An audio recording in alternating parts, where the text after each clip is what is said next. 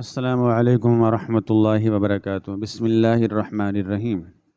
اپنے حافظ قرآن بیٹے کے لیے میں نے حافظ قرآن بہو تلاش کی۔ شادی کو ابھی 1 مہینہ ہی ہوا تھا کہ بہو کا پیٹ پھولنا شروع ہو گیا اور دیکھنے والے کہتے تھے کہ تیری بہو تو 7 ماہ کی حاملہ لگتی ہے۔ میرا سر شرم سے جھک گیا۔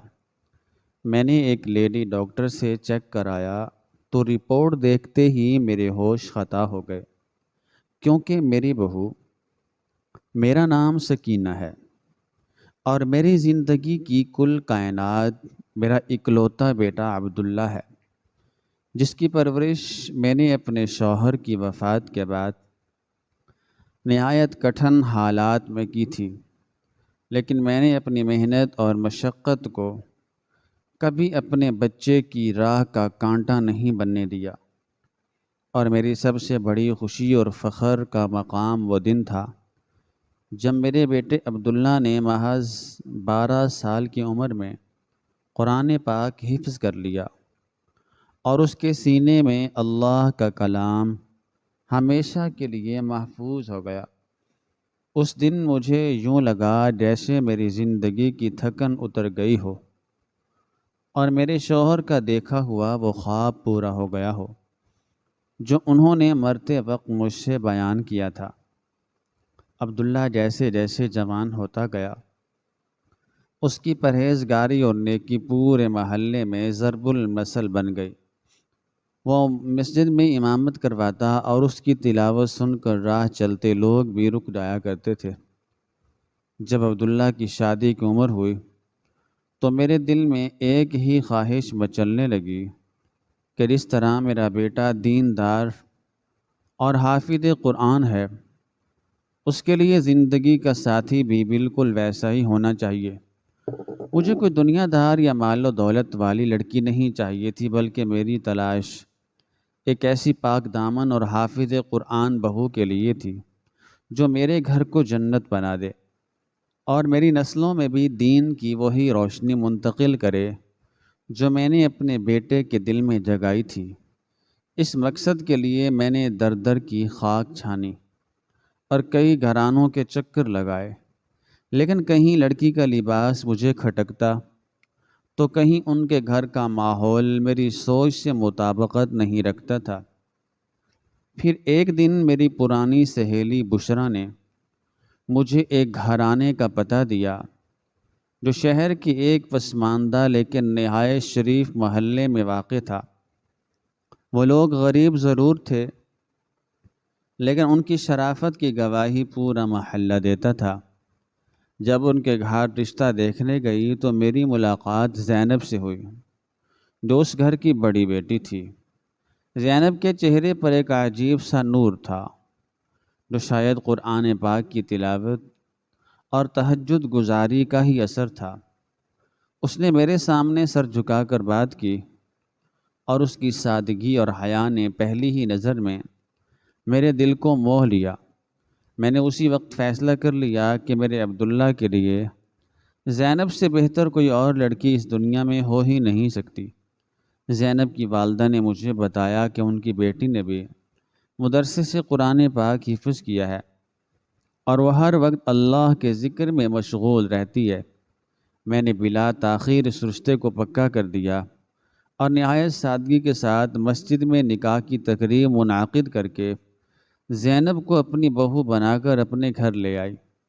وہ دن میری زندگی کے چند سب سے خوبصورت دنوں میں سے ایک تھا جب میرے گھر میں ایک حافظ قرآن دلہن کے قدم پڑے تھے۔ میں نے اللہ کے حضور سجدہ شکر ادا کیا کہ اس نے میری دلی مراد، میری دلی تمنا پوری کر دی۔ شادی کے ابتدائی چند دن تو بالکل کسی خواب کی طرح گزرے۔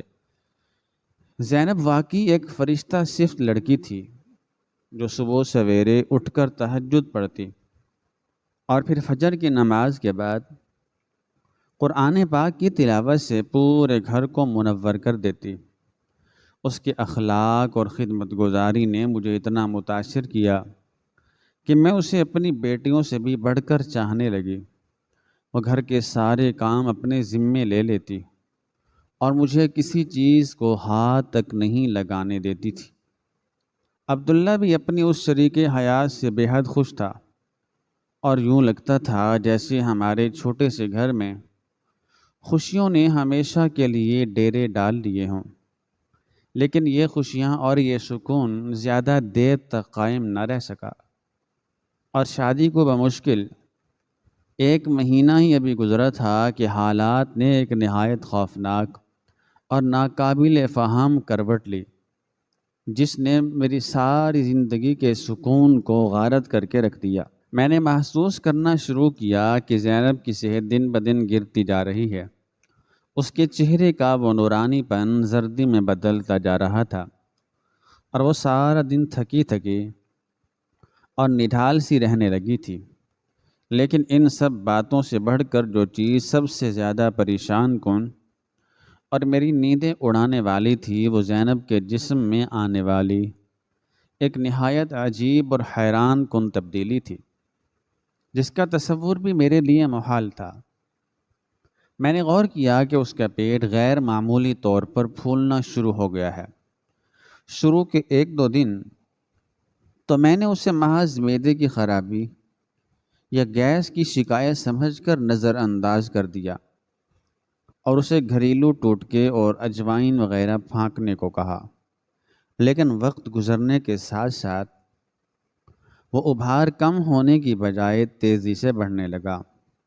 زینب نے اپنے اس بڑھتے ہوئے پیٹ کو چھپانے کے لیے نہایت کھلے اور ڈھیلے ڈھالے کپڑے پہننا شروع کر دیے، اور وہ مجھ سے اور عبداللہ سے نظریں چرانے لگی تھی۔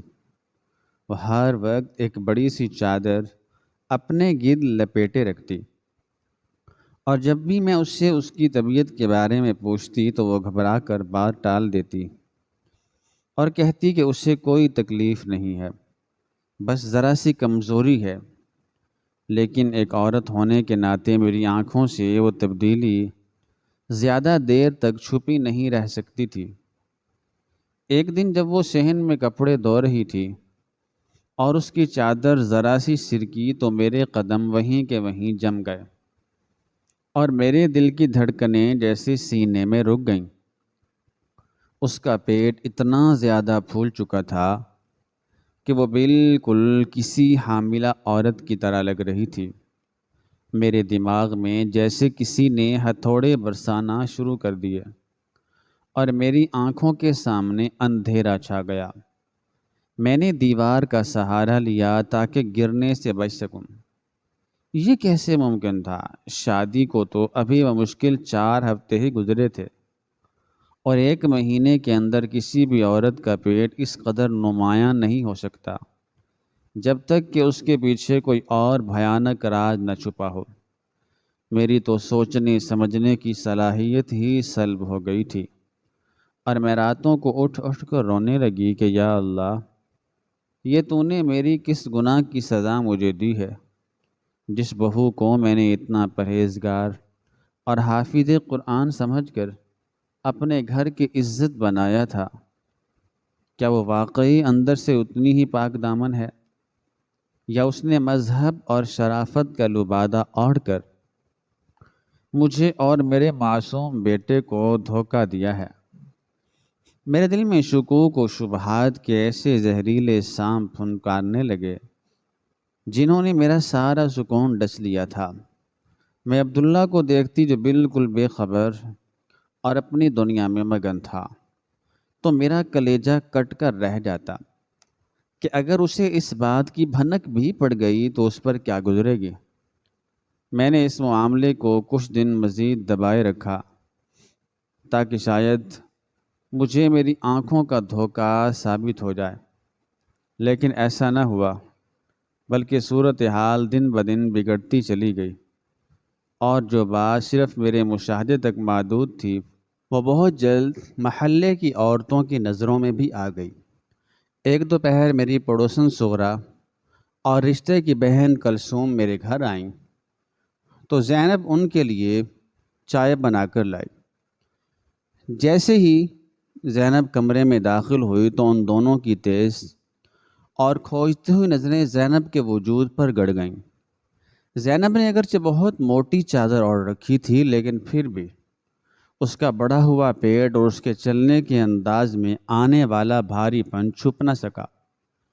وہ چائے رکھ کر گھبراہٹ میں جلدی سے باہر نکل گئی تو سغرا نے فوراً میری طرف جھک کر سرگوشی کے انداز میں طنز کا تیر چلایا اور کہا کہ سکینہ بہن، ناراض نہ ہونا، مگر تیری بہو کی چال ڈھال اور اس کا پھولا ہوا جسم دیکھ کر تو یوں لگتا ہے کہ جیسے تیری بہو تو 7 ماہ کی حاملہ ہے۔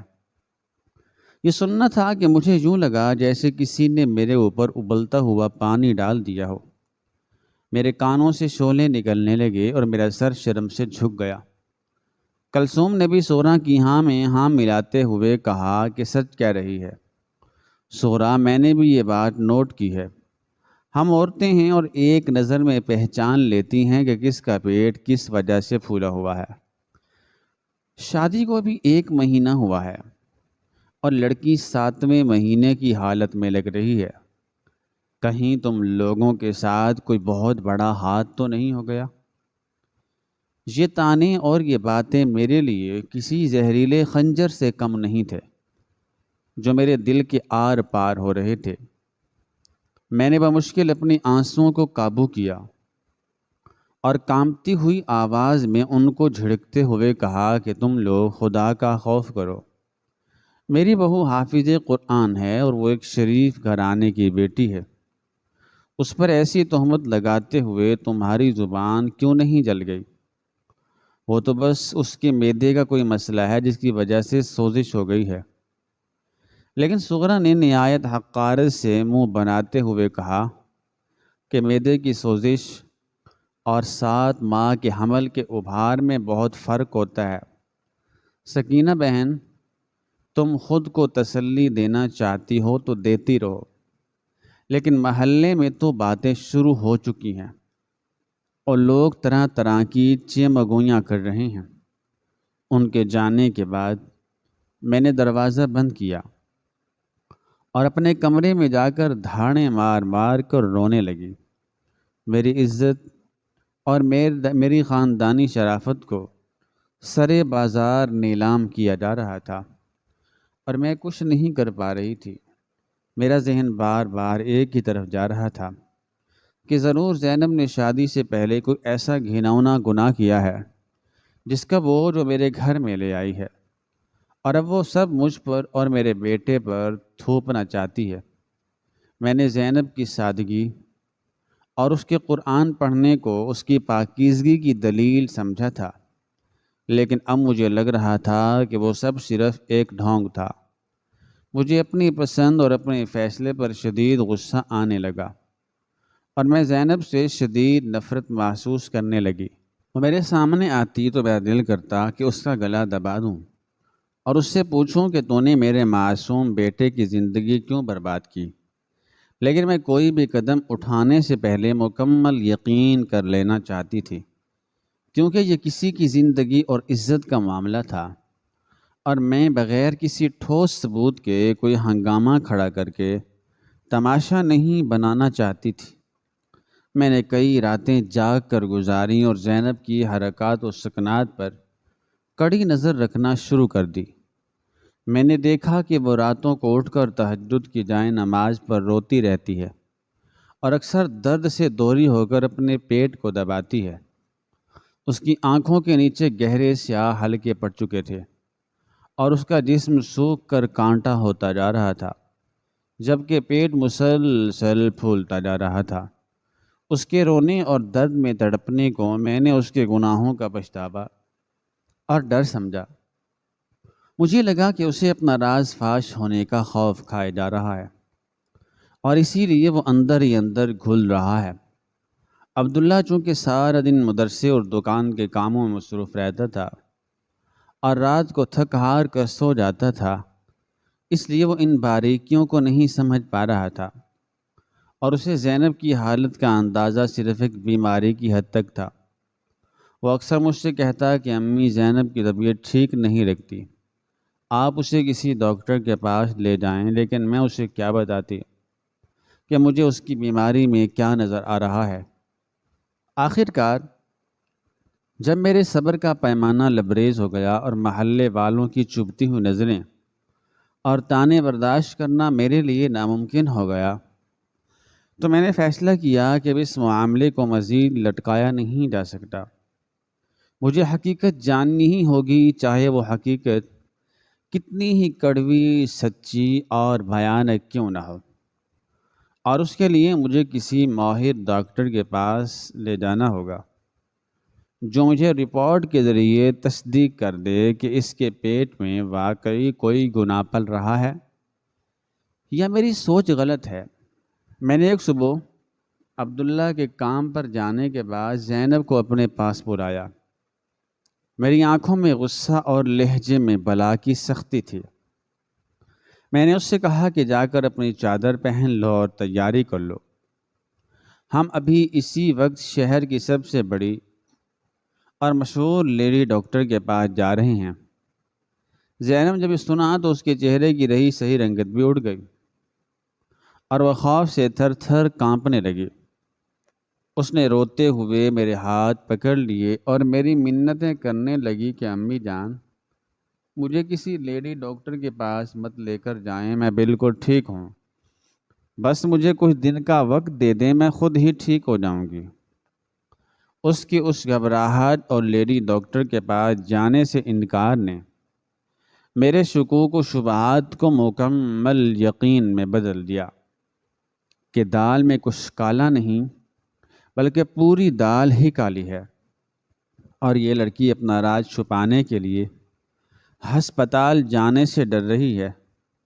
میں نے جھٹکے سے اپنے ہاتھ اس کی گرفت سے چھڑائے اور نہایت غضبناک آواز میں اس سے کہا کہ اگر تو نے شرافت سے میری بات نہ مانی تو میں ابھی اسی وقت تیرے والدین کو بلوا کر تجھے ذلیل کر کے گھر سے نکال دوں گی اور سارا محلہ تماشا دیکھے گا۔ بہتر یہی ہے کہ چپ چاپ میرے ساتھ چلو تاکہ میں خود اپنی آنکھوں سے دیکھوں کہ تیرے اس پھولے ہوئے پیٹ کے پیچھے کیا کہانی چھپی ہے۔ میری اس سخت دھمکی اور غصے کو دیکھ کر وہ بے بس ہو گئی اور روتے ہوئے اپنے کمرے میں جا کر تیار ہونے لگی۔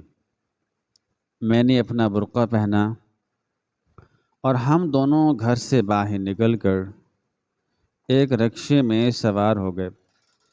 پورا راستہ ہمارے درمیان ایک موت جیسی خاموشی چھائی رہی۔ زینب مسلسل رو رہی تھی اور اپنے آنسوؤں کو اپنی چادر سے صاف کر رہی تھی، جبکہ میرے اندر غصے اور انتقام کی آگ بھڑک رہی تھی۔ میں سوچ رہی تھی کہ جیسے ہی لیڈی ڈاکٹر مجھے بتائے گی کہ یہ لڑکی واقعی حاملہ ہے تو میں وہیں سے اسے اس کے میکے لے جاؤں گی اور اس کے باپ کے منہ پر رپورٹ مار کر اس طلاق نامے پر دستخط کروا لوں گی اور اپنے بیٹے کی زندگی اس بد کردار عورت سے ہمیشہ کے لیے آزاد کروا لوں گی۔ رکشہ شہر کی ایک بڑی اور مصروف شاہراہ پر واقع اس لیڈی ڈاکٹر کے کلینک کے سامنے رکا جہاں مریضوں کا بہت رش تھا۔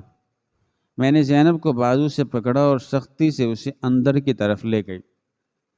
استقبالیہ پر بیٹھی نرس کو میں نے اپنا نام اور زینب کا نام لکھوایا اور فیس جمع کروا کر انتظار گاہ کی ایک کرسی پر بیٹھ گئی۔ میرے دل کی دھڑکنیں بہت تیز تھیں اور میرا دماغ ہزاروں قسم کے خیالات کی آماج گاہ بنا ہوا تھا۔ زینب میرے ساتھ والی کرسی پر بیٹھی مسلسل کانپ رہی تھی اور اس کی نظریں زمین میں گڑی ہوئی تھیں۔ آس پاس بیٹھی دوسری عورتیں بھی زینب کے اس قدر پھولے ہوئے پیٹ اور اس کی ابتر حالت کو دیکھ کر حیران ہو رہی تھیں اور آپس میں خسر پھسر کر رہی تھیں، جس سے میری شرمندگی اور غصے میں مزید اضافہ ہو رہا تھا۔ تقریباً 1 گھنٹے کے طویل اور جان لیوا انتظار کے بعد آخر کار نرس نے زینب کا نام پکارا اور ہمیں اندر جانے کا اشارہ کیا۔ میں نے زینب کو کندھے سے پکڑ کر اٹھایا اور ہم دونوں اس کمرے کے دروازے کی طرف بڑھے جہاں وہ لیڈی ڈاکٹر بیٹھی تھی۔ جس کی ایک رپورٹ میری اور میرے حافظ قرآن بیٹے کی زندگی کا فیصلہ کرنے والی تھی۔ میں نے دروازہ کھولا اور زینب کو اندر دھکیلتے ہوئے خود بھی کمرے میں داخل ہو گئی، جہاں لیڈی ڈاکٹر اپنی کرسی پر بیٹھی ہماری طرف ہی دیکھ رہی تھی، اور اس کے سامنے وہ مشین پڑی تھی جس نے تھوڑی ہی دیر میں اس بند پیٹ کا وہ بھیانک راز کھول کر میرے سامنے رکھنا تھا، جس کے تصور نے پچھلے کئی دنوں سے میری راتوں کی نیندیں اور دن کا سکون چھین رکھا تھا۔ اور اب وہ لمحہ آ گیا تھا جب دودھ کا دودھ اور پانی کا پانی ہونے والا تھا۔ کمرے کے اندر کا ماحول نہایت بوجھل اور پر اسرار تھا، جہاں ایک طرف ڈاکٹر اپنی کرسی پر بیٹھے انتہائی سنجیدگی سے ہماری طرف دیکھ رہی تھی، اور دوسری طرف میری بہو زینب خوف اور شرمندگی کے مارے اپنے ہی وجود میں سمٹی ڈال رہی تھی۔ اس کا چہرہ زرد پڑ چکا تھا اور اس کے ماتھے پر پسینے کی بوندیں واضح طور پر چمک رہی تھیں، جبکہ میرے اندر شک اور خوف کا اور غصے کا ایسا طوفان برپا تھا جس نے میری سوچنے سمجھنے کی تمام صلاحیتوں کو مکمل طور پر مفلوج کر دیا تھا۔ معالج نے نہایت نرمی سے زینب کو اپنے پاس پڑی ہوئی ایک لمبی سی میز پر لیٹنے کا اشارہ کیا، جس پر ایک سفید رنگ کی چادر بچھی ہوئی تھی، لیکن زینب نے اپنی جگہ سے ہلنے سے مکمل طور پر انکار کر دیا، اور اس کی آنکھوں سے آنسوؤں کی ایک نہ رکنے والی جھڑی لگ گئی۔ وہ مسلسل اپنا سر نفی میں ہلا رہی تھی، اور اس کے کانپتے ہوئے ہونٹوں سے کوئی واضح لفظ نہیں نکل پا رہا تھا۔ اس کی ہچکچاہٹ اور خوف دیکھ کر میرے دل میں موجود شک کا وہ زہریلا سانپ مزید پھنکارنے لگا، اور مجھے یہ 100% یقین ہو گیا کہ اس لڑکی کے پیٹ میں ضرور کوئی ایسا گناہ چھپا ہوا ہے جسے یہ دنیا والوں کی نظروں سے بچانا چاہتی ہے۔ مجھ سے مزید صبر نہ ہو سکا، اور میں نے آگے بڑھ کر نہایت بے دردی سے اس کے بازو کو پکڑا اور اسے کھینچ کر اس میز کی طرف دھکیل دیا۔ میری اس درستگی پر سختی پر ڈاکٹر نے مجھے حیرت اور قدرے غصے سے دیکھا اور مجھ سے پوچھا کہ میں اس قدر سختی کیوں کر رہی ہوں، اور اس غریب لڑکی کو کیا مسئلہ ہے جس کے لیے ہم یہاں آئے ہیں۔ میں نے نہایت حقارت اور نفرت بھرے لہجے میں ڈاکٹر کو بتایا کہ یہ میری بہو ہے، جس کی شادی کو ابھی بمشکل کچھ ہی وقت گزرا ہے، لیکن اس کا پیٹ کسی 7 ماہ کی حاملہ عورت کی طرح پھول چکا ہے، اور مجھے پورا یقین ہے کہ اس نے شادی سے پہلے ہی اپنا دامن داغدار کر لیا تھا، اور اب یہ اپنا وہ گناہ میرے اور میرے شریف اور حافظ قرآن بیٹے کے سر تھوپنا چاہتی ہے۔ اس لیے میں یہاں آئی ہوں تاکہ آپ اپنے اس مشین کے ذریعے اس کے پیٹ کا اندرونی معائنہ کر کے مجھے ایک پختہ اور تحریری ثبوت دے دیں، تاکہ میں آج ہی اس بدکردار عورت کو اس کے باپ کے گھر چھوڑ کر اپنے بیٹے کی زندگی کو اس عذاب سے مستقل طور پر آزاد کروا سکوں۔ میری یہ انتہائی تلخ اور زہریلی باتیں سن کر ڈاکٹر کا چہرہ بھی ایک لمحے کے لیے حیرت اور صدمے سے کھلے کا کھلا رہ گیا۔ اس نے نہایت گہری اور چبھتی ہوئی ایک نظر مجھ پر ڈالی، اور پھر بغیر کوئی مزید بات کیے وہ اپنی جگہ سے اٹھی، اور اس نے زینب کو تسلی دیتے ہوئے نہایت نرمی سے میز پر لٹا دیا۔ زینب کی سسکیاں اور رونے کی آوازیں پورے کمرے کی خاموشی کو چیر رہی تھیں، اور وہ بار بار اپنے دونوں ہاتھوں سے اپنے چہرے کو چھپانے کی کوشش کر رہی تھی، جیسے وہ اس دنیا کی ہر نظر سے بچ جانا چاہتی ہو۔ ڈاکٹر نے زینب کے پیٹ سے چادر کو تھوڑا سا ہٹایا، اور اس کے پھولے ہوئے اور انتہائی سخت پیٹ کو دیکھ کر ڈاکٹر کی آنکھوں میں بھی ایک لمحے کے لیے شدید حیرانی اور پریشانی کے تاثرات ابھرے۔ اس نے ایک ٹھنڈا سا مادہ زینب کے پیٹ پر لگایا اور پھر اپنی اس جدید مشین کے ایک چھوٹے سے حصے کو اس کے پیٹ پر پھیرنا شروع کر دیا۔ الٹرا ساؤنڈ پر پیٹ کے اندر کی تمام حالت چلتی ہوئی تصویروں کی صورت میں نظر آ رہی تھی۔ میں نہایت بے تابی اور غصے سے اس شیشے کے پردے کی طرف دیکھ رہی تھی، اور میرا دل چاہ رہا تھا کہ جلد از جلد اس پردے پر کسی بچے کا وجود نظر آئے اور میں زینب کے بال پکڑ کر اسے اسی وقت اس کلینک سے گھسیٹتی ہوئی باہر لے جاؤں۔ لیکن جیسے جیسے وہ ڈاکٹر اس آلے کو زینب کے پیٹ پر مختلف اطراف میں گھما رہی تھی، ویسے ویسے ڈاکٹر کے چہرے کے تاثرات تیزی سے تبدیل ہو رہے تھے۔ اس کے چہرے پر موجود وہ عام سی سنجیدگی اب ایک شدید قسم کی پریشانی، خوف اور ہمدردی میں بدلتی جا رہی تھی۔ اس کی آنکھیں حیرت سے پوری طرح پھیل چکی تھیں اور اس کے ماتھے پر تفکر کی گہری لکیریں نمودار ہو چکی تھیں۔ اس نے مشین کی رفتار کو تیز کیا اور مختلف زاویوں سے زینب کے پیٹ کا انتہائی باریک بینی سے معائنہ کرنا شروع کر دیا۔ اس دوران پورے کمرے میں ایک ایسی جان لیوا خاموشی چھائی ہوئی تھی جس میں صرف اس مشین کی ہلکی ہلکی آواز اور زینب کے رونے کی سسکیاں سنائی دے رہی تھیں۔ تقریباً 8-10 منٹ کے انتہائی طویل اور اعصاب شکن معائنے کے بعد ڈاکٹر نے وہ آلہ زینب کے پیٹ سے ہٹا دیا اور ایک کپڑے سے اس کا پیٹ صاف کر کے چادر کو دوبارہ درست کر دیا۔ اس کے بعد اس نے وہ مشین بند کی اور اپنی کرسی پر واپس آ کر بیٹھ گئی۔ اس کا چہرہ انتہائی غضبناک ہو چکا تھا اور وہ مجھے ایسی نظروں سے گھور رہی تھی جیسے میں اس دنیا کی سب سے ظالم اور سفاک عورت ہوں۔ میں نے اپنے دل کی بے تابی کو دباتے ہوئے نہایت غرور اور تنزیہ انداز میں اس سے پوچھا کہ کیا ہوا؟ کیا آپ نے دیکھ لیا وہ ناجائز بچہ جو یہ اپنے پیٹ میں چھپا کر لائی ہے؟ کیا آپ مجھے وہ پرچہ لکھ کر دے رہی ہیں تاکہ میں اس کا فیصلہ کر سکوں؟ میری یہ بات سنتے ہی ڈاکٹر کا ضبط جواب دے گیا اور اس نے اپنا ہاتھ زور سے میز پر مارتے ہوئے انتہائی بلند اور غصے سے بھری آواز میں مجھ پر چلانا شروع کر دیا۔ اس نے کہا کہ خدا کا خوف کرو، تم کس قدر ظالم اور پتھر دل ہو کہ تم نے اپنی ہی بہو پر اتنا بڑا اور اتنا گھناؤنا الزام لگاتے ہوئے ایک لمحے کے لیے بھی نہیں سوچا۔ تم جس پھولے ہوئے پیٹ کو اس لڑکی کا گناہ اور اس کی بد کرداری سمجھ رہی ہو، وہ در حقیقت اس کے پیٹ میں موجود کوئی بچہ نہیں ہے، بلکہ یہ ایک انتہائی بڑی اور جان لیوا خونی رسولی ہے جس نے اس معصوم لڑکی کے پورے پیٹ کو اپنے گھیرے میں لے رکھا ہے۔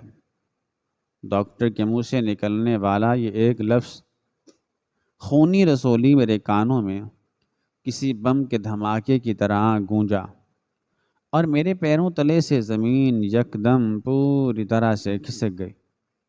میرا پورا وجود کسی سوکھے ہوئے پتے کی طرح بری طرح کانپنے لگا اور میرے دماغ میں جیسے ہزاروں بچھوؤں نے ایک ساتھ ڈنگ مار دیا ہو۔ مجھے لگا جیسے میرے ارد گرد موجود ہر چیز تیزی سے گھوم رہی ہے اور میں ابھی اسی وقت زمین پر گر جاؤں گی۔ ڈاکٹر مسلسل انتہائی غصے اور دکھ بھرے لہجے میں بولے جا رہی تھی۔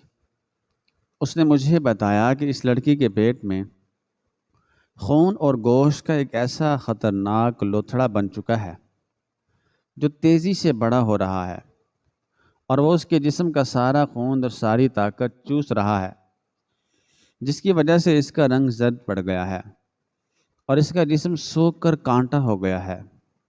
یہ رسولی اتنی بڑی ہو چکی ہے کہ اس نے معدے اور دیگر اندرونی اعضاء کو بری طرح دبا دیا ہے، اور اگر اسے فوری طور پر آپریشن کے عمل سے نہ نکالا گیا تو یہ کسی بھی وقت پھٹ سکتی ہے اور اس صورت میں اس لڑکی کی جان بچانا بالکل ناممکن ہو جائے گا۔ اس نے مزید کہا کہ یہ رسولی کوئی 1 یا 2 دن میں نہیں بنی، بلکہ یہ پچھلے کئی مہینوں سے اس کے اندر خاموشی سے پرورش پا رہی تھی، لیکن چونکہ یہ لڑکیاں شرم و حیا کی ماری ہوتی ہیں اور انہیں اپنے جسمانی مسائل پر بات کرنے سے گھبراہٹ ہوتی ہے، اس لیے اس نے اپنی شدید تکلیف کو کسی سے بیان نہیں کیا۔ اور جب اس کی شادی ہو گئی تو ایک نئے گھر اور اجنبی ماحول کے خوف، اس بات کے ڈر کے کہیں بیماری کا سن کر اسے واپس نہ بھیج دیا جائے اور اس کی وجہ سے اس کے غریب والدین کی عزت خاک میں نہ مل جائے، اس معصوم لڑکی نے اس جان لیوا درد اور اس خوفناک بیماری کو اپنے اندر ہی دبا لیا۔ وہ ہر روز راتوں کو اٹھ کر اس شدید تکلیف میں تڑپتی رہی اور اپنے رب کے حضور رو رو کر اپنی صحت کی دعائیں مانگتی رہی، اور تم نے اس کے ان آنسوؤں اور ان کی اس بے بسی کو اس کا گناہ اور اس کا پچھتاوا سمجھ لیا۔ تم نے ایک حافظ قرآن اور تہجد گزار لڑکی کے کردار پر وہ کیچڑ اچھالا ہے جس کی معافی تمہیں شاید خدا بھی نہ دے۔ ڈاکٹر کے یہ کاٹدار اور انتہائی سچے الفاظ میرے دل اور دماغ کو کسی تیز خنجر کی طرح کاٹ رہے تھے۔ مجھے یوں محسوس ہو رہا تھا جیسے کسی نے مجھے چوراہے پر کھڑا کر کے میرے کپڑے نوچ لیے ہوں اور میری ساری پارسائی اور میری ساری نیکی کو سرے بازار ننگا کر دیا ہو۔ میرا غرور، میرا تکبر اور میرا وہ دعویٰ کہ میں نے ایک نیک گھرانے کی بنیاد رکھی ہے، یہ سب کچھ ایک ہی لمحے میں ریزہ ریزہ ہو کر میرے قدموں میں بکھر گیا تھا۔ مجھے یاد آنے لگا کہ کس طرح میں نے اس معصوم اور فرشتہ صرف لڑکی کے بارے میں اپنے دل میں کتنے غلیظ اور کتنے گھٹیا خیالات کو پناہ دی تھی، کس طرح میں نے محلے کی ان جاہل اور غیبت کرنے والی عورتوں کی باتوں میں آ کر اپنی ہی گھر کی عزت کو شک کی نگاہ سے دیکھنا شروع کر دیا تھا۔ مجھے یاد آیا کہ وہ راتوں کو جب تہجد کی جائے نماز پر رو رہی ہوتی تھی تو اپنے کسی گناہ کی معافی نہیں مانگ رہی ہوتی تھی، بلکہ وہ اس ناقابل برداشت جسمانی اذیت اور اس موت کے خوف سے رو رہی ہوتی تھی جو اس کے اپنے ہی جسم کے اندر پل رہا تھا۔ اور میں کتنی ظالم اور کتنی اندھی ہو چکی تھی کہ میں نے ایک بار بھی اس کے قریب جا کر اس کے سر پر ہاتھ رکھ کر اس سے اس کی تکلیف کا نہیں پوچھا، بلکہ میں دور کھڑی اس کی اذیت کو اپنی فتح سمجھ کر خوش ہوتی رہی۔ میرا ضمیر مجھے اتنی زور سے لعنت ملامت کر رہا تھا کہ میرا سانس لینا بھی محال ہو گیا۔ میں وہیں ڈاکٹر کی کرسی کے پاس فرش پر اپنے گھٹنوں کے بل گر پڑی اور میں نے اپنے دونوں ہاتھوں سے اپنے چہرے کو چھپا کر اس قدر بلند آواز میں دھاڑیں مار مار کو رونا شروع کر دیا کہ پورا کمرہ میری چیخوں سے گونج اٹھا۔ میرے آنسوؤں کا ایک ایسا سیلاب اڑایا تھا جو رکنے کا نام ہی نہیں لے رہا تھا۔ میں روتے ہوئے زمین پر ماتھا رگڑ رہی تھی اور اپنے اللہ سے اپنی اس بدگمانی اور اپنے اس سنگین تہمت کی معافی مانگ رہی تھی جو میں نے ایک انتہائی پاک دامن اور معصوم جان پر لگائی تھی۔ میں گھٹنوں کے بل چلتی ہوئی اس میز کے پاس گئی جہاں زینب ابھی تک لیٹی ہوئی خاموشی سے رو رہی تھی۔ میں نے اس کے پاؤں پکڑ لیے اور انہیں چومتے ہوئے انتہائی رندی ہوئی اور دردناک آواز میں اس سے کہا کہ میری بچی، مجھے معاف کر دے۔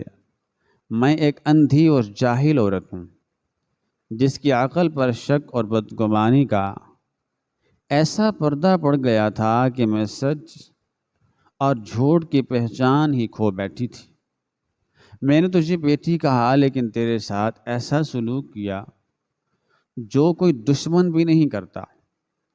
میں نے تیرے پاکیزہ کردار پر وہ داغ لگانے کی کوشش کی جس کی سزا مجھے اس دنیا میں بھی ملے گی اور آخرت میں بھی۔ میری ان باتوں پر زینب جو خود موت کے دروازے پر کھڑی تھی، اس نے نہایت کمزوری اور بے بسی سے اپنے ہاتھ بڑھا کر مجھے اٹھانے کی کوشش کی اور روتے ہوئے مجھے کہنے لگی کہ امی جان، آپ میرے پاؤں مت پکڑیں، آپ میری ماں کی جگہ ہیں اور میں آپ سے بالکل بھی ناراض نہیں ہوں۔ مجھے بس اس بات کا ڈر تھا کہ اگر میں نے آپ کو اپنی اس بیماری کا بتایا تو آپ مجھے بیمار اور بوجھ سمجھ کر میرے والدین کے گھر واپس بھیج دیں گی، اور میں عبداللہ جیسے نیک و صالح انسان کو کھونا نہیں چاہتی تھی۔ اس لیے میں نے یہ سارا درد اکیلے ہی سہنے کا فیصلہ کر لیا تھا۔ اس کی ان معصوم اور محبت بھری باتوں نے میرے دل کو اور بھی زیادہ چھلنی کر دیا اور میرا رونا مزید تیز ہو گیا۔ ڈاکٹر نے آگے بڑھ کر مجھے کندھے سے پکڑا اور سختی سے کہا کہ یہ رونے دھونے اور معافیاں مانگنے کا وقت نہیں ہے۔ اس لڑکی کی جان انتہائی خطرے میں ہے اور ہمیں فوری طور پر اس کا آپریشن کر کے اس رسولی کو باہر نکالنا ہوگا، ورنہ کسی بھی لمحے یہ پھٹ سکتی ہے اور پھر ہمارے پاس سوائے پچھتاوے کے کچھ نہیں بچے گا۔ اس نے مجھے ہدایت کی کہ میں فوراً اپنے بیٹے کو بلاؤں تاکہ آپریشن کے لیے ضروری کاغذی کارروائی اور پیسوں کا انتظام کیا جا سکے۔ میں نے کانپتے ہوئے ہاتھوں سے کلینک کا ٹیلی فون اٹھایا اور عبداللہ کی دکان کے پڑوس والے کو فون کر کے عبداللہ کو فوراً کلینک پہنچنے کا پیغام دیا۔ عبداللہ جو اپنی دنیا میں مگن اور اس تمام صورتحال سے مکمل طور پر بے خبر تھا، وہ پیغام ملتے ہی بدحواسی کے عالم میں بھاگتا ہوا کلینک پہنچا۔ جب وہ کمرے میں داخل ہوا اور اس نے زینب کو اس ابتر حالت میں روتے ہوئے اور مجھے فرش پر بیٹھے شدت سے بلکتے ہوئے دیکھا تو اس کے چہرے کا رنگ اڑ گیا۔ وہ دوڑ کر زینب کے پاس گیا اور اس کا ہاتھ اپنے ہاتھوں میں لے کر مجھ سے پوچھنے لگا کہ امی جان کیا ہوا ہے، میری زینب کو کیا تکلیف ہے۔ میں نے روتے ہوئے اسے وہ ساری حقیقت بتائی جو ڈاکٹر نے ابھی میرے سامنے کھولی تھی۔ میں نے اسے بتایا کہ کس طرح اس کی بیوی کے پیٹ میں ایک موت پل رہی ہے اور کس طرح میں نے اپنی بدگمانی کی وجہ سے اس پر کتنا بڑا اور غلیظ الزام لگایا تھا۔ عبداللہ جو کہ ایک انتہائی نیک اور خدا ترس انسان تھا، اس نے میری بات سن کر کوئی غصہ نہیں کیا اور نہ ہی مجھ پر کوئی الزام لگایا، بلکہ اس کی آنکھوں سے آنسو بہنے لگے اور اس نے زینب کے ماتھے کو چومتے ہوئے کہا کہ تم کتنی پاگل ہو جو تم نے مجھ سے اتنی بڑی بات چھپائی۔ کیا تمہیں لگتا تھا کہ میں تمہاری بیماری کی وجہ سے تمہیں چھوڑ دوں گا؟ تم تو میری زندگی کا وہ نور ہو جس نے میرے گھر کو جنت بنایا ہے۔ عبداللہ نے بغیر کوئی وقت ضائع کیے فوراً آپریشن کے تمام کاغذات پر دستخط کیے اور اپنی دکان کے مالکان سے کچھ رقم ادھار لے کر کلینک کی تمام فیس جمع کروا دی، اور ڈاکٹر نے زینب کو فوراً آپریشن کے مخصوص کمرے میں منتقل کرنے کا حکم دیا اور نرسیں اسے ایک پہیوں والے بستر پر لٹا کر تیزی سے اندر لے گئیں۔ میں اور عبداللہ اس بند دروازے کے باہر رکھی ہوئی ان ڈنڈی کرسیوں پر بیٹھ گئے، اور وہ وقت میری زندگی کا سب سے زیادہ کٹھن اور اذیت ناک وقت تھا۔ میرے ہونٹوں پر مسلسل درود پاک اور قرآن پاک کی آیات کا ورد جاری تھا، اور میں اللہ کے حضور گڑ گڑا کر زینب کی زندگی کی بھیک مانگ رہی تھی۔ میں جانتی تھی کہ اگر آج زینب کو کچھ ہو گیا تو میں ساری زندگی خود کو معاف نہیں کر پاؤں گی، اور میرے بیٹے کی ہنستی کھیلتی زندگی ہمیشہ کے لیے ویران ہو جائے گی۔ وہ آپریشن کا عمل جو بظاہر چند گھنٹوں پر محیط تھا، میرے لیے صدیوں سے بھی زیادہ طویل ہو گیا تھا۔ عبداللہ نے جائے نماز بچھا کر مسلسل نفل پڑھے اور اس کی سجدے میں گر کر رونے کی آواز میرے دل کو چیر رہی تھی۔ آخر کار تقریباً 4 گھنٹے کو اس انتہائی تکلیف دے اور صبر آزما انتظار کے بعد آپریشن والے کمرے کا دروازہ کھلا اور ڈاکٹر باہر ہے۔ اس کے چہرے پر تھکاوٹ کے واضح آثار تھے، لیکن اس کی آنکھوں میں ایک اطمینان اور ایک کامیابی کی چمک موجود تھی۔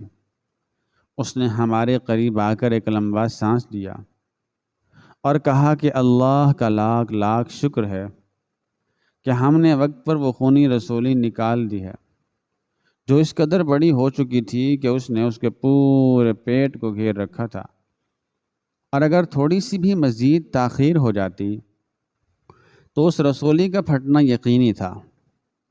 اس نے بتایا کہ زینب کی جان اب بالکل خطرے سے باہر ہے، لیکن اسے صحت یاب ہونے میں اور اپنے جسم کی اس کھوئی ہوئی طاقت کو واپس لانے میں کافی وقت لگے گا۔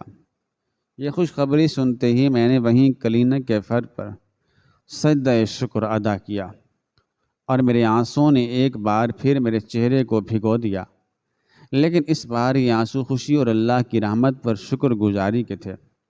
چند گھنٹوں بعد جب زینب کو ہوش آیا تو ہم اس کے کمرے میں گئے۔ وہ نہایت کمزور اور نڈھال لگ رہی تھی، لیکن اس کے چہرے پر اب وہ موت کا خوف اور وہ اذیت نہیں تھی جو پچھلے کئی دنوں سے اس کا مقدر بن چکی تھی۔